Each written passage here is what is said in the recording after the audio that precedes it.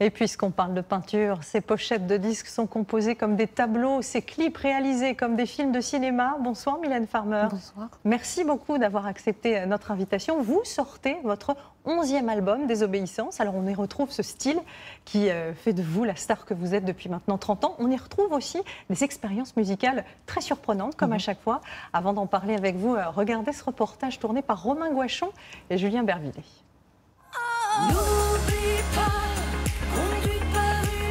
À chaque fois, c'est un événement. Et la sortie du 11e album de Mylène Farmer n'échappe pas à la règle. Sur les réseaux sociaux, la communauté des fans de la chanteuse est en effervescence. Les échanges se comptent par milliers, résultat d'une longue attente, 3 ans après son dernier disque. Luc est un des grands admirateurs de la star. Alors ça, je l'ai eu pour mes 5 ans. Ça a été mon premier 45 tours.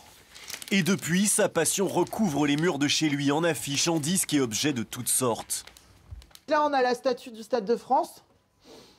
On a le longbox Lemo, qui est encore dans son emballage d'origine.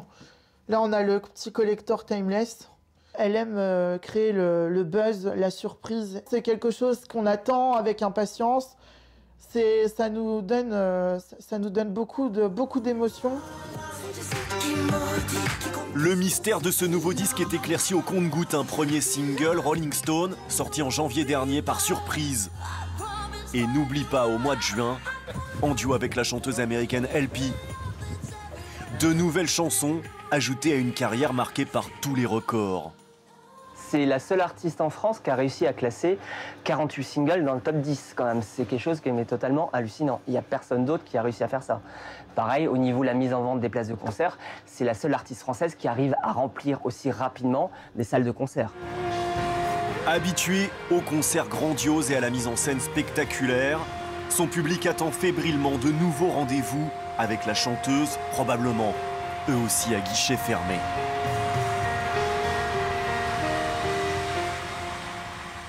Alors Mylène Farmer, il y a eu des rumeurs ces derniers jours. Est-ce que vous pouvez nous confirmer que vous allez effectivement remonter sur scène? Je vais dépasser une émotion, parce que ça crée une émotion, tout ça. D'abord, bonjour Luc, puisqu'il il a toute cette collection et ça me touche énormément. Et oui, je vais remonter sur scène et ce sera le 7 juin 2019. Donc 6 dates, je crois, à partir du 7 juin. Absolument, oui. À Paris, la Défense Arena. Donc la mise en vente sera le 13 octobre. Je le précise parce qu'effectivement, on a senti cette attente des fans. Ça fait 6 ans que vous n'étiez pas remonté sur scène. La dernière fois, c'était en 2013. Est-ce que ça vous a manqué? Ça me manque forcément, mais là, j'ai senti que c'était le moment où il fallait vraiment que je monte sur scène. Un réel besoin. On dit que la musique est un cri primal, et je le pense. Et j'ai besoin de partager tout ça avec le public. Alors, on sait que vous faites de ces concerts des spectacles à part entière. Est-ce que vous avez déjà réfléchi à ce que vous vouliez faire? Nous sommes en train d'élaborer le spectacle avec Thierry Suc, Laurent Boutonnat et beaucoup d'autres. Je ne vous donnerai aucune clé. Zut. C'est trop tôt. Mais c'est pourquoi nous avons choisi cette salle qui avait été inaugurée par les Rolling Stones, qui est une très très très belle salle. Et je vais demander humblement au public de venir à moi à Paris, parce que je vais rester à Paris. J'avais eu beaucoup de retours et comment dirais-je, de retours sur une scène que j'avais fait à Bercy, un spectacle, et qui était un spectacle dit où on ne voyageait pas, on restait sur place. Pardonnez-moi, c'est l'émotion. Il n'y a pas de souci. Je voudrais qu'on revienne sur cet album, parce que les fans, ils ont aussi beaucoup acheté cet album vendredi. Je crois que vous êtes 12e au rang mondial au niveau des ventes, et ça ne fait que 48 heures. Cet album que vous avez affiché fin août sur une façade d'immeuble à Paris. Je voudrais qu'on voit cette magnifique photo, et une photo qui en rappelle une autre. C'est vrai qu'on vous a redécouverte en héroïne romantique, style empire, et ça rappelle évidemment libertine, ça rappelle pourvu qu'elle soit douce, il y a 30 ans, dans les années 80. Pourquoi vous aviez envie de retrouver cette personnalité sensuelle? Alors et déjà, mystérieuse? je vais parler de Jean-Baptiste Mondino, puisque c'est lui qui a réalisé cette photo. Et quand nous nous sommes rencontrés, la toute première fois, j'avais un vêtement qui était un peu 19e siècle. Et c'est quelqu'un qui a un œil très pointu et qui m'a dit c'est comme ça que je voudrais te voir. Et c'était mon envie également. Et puis après, il m'a dit on va faire une très très belle image et on va amener le Louvre dans la rue. Et j'ai trouvé ça une très très belle expression et intention. Et puis je l'ai laissé faire. Et il a dit de moi, voilà, tu es un cabinet de curiosité à toi toute seule. Et donc acte. Et j'ai adoré ce visuel. Alors le titre est aussi troublant et en même temps il vous ressemble tellement. Désobéissance, c'est vrai que ça rappelle aussi là encore Libertine. Désobéissance à quoi ou à qui aujourd'hui? Écoutez, je pense que c'est une période de ma vie. Voilà, il y a eu Désenchanté, il y a eu des générations et maintenant c'est Désobéissance.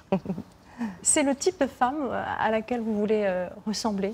Cette femme qui s'affranchit de tout pouvoir? Je pense être cette femme aussi. Je crois que nous sommes composés de plusieurs facettes, mais je suis cette femme et Jean-Baptiste avait voulu cette pose un peu nonchalante, un peu frondeuse.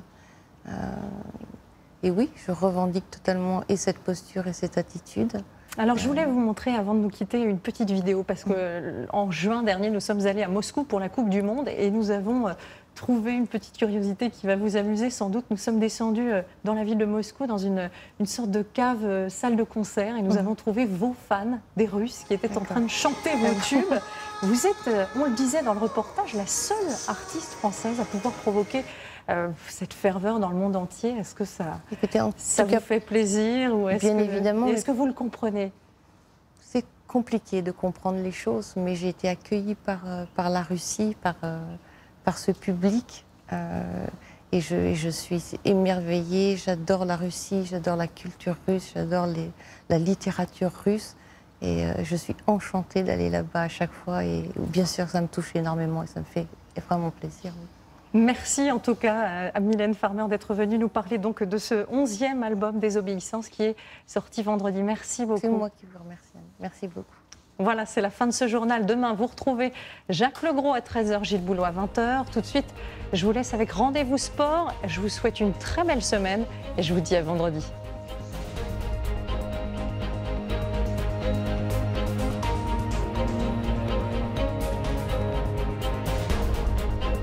Retrouvez toute l'info sur LCI, canal 26.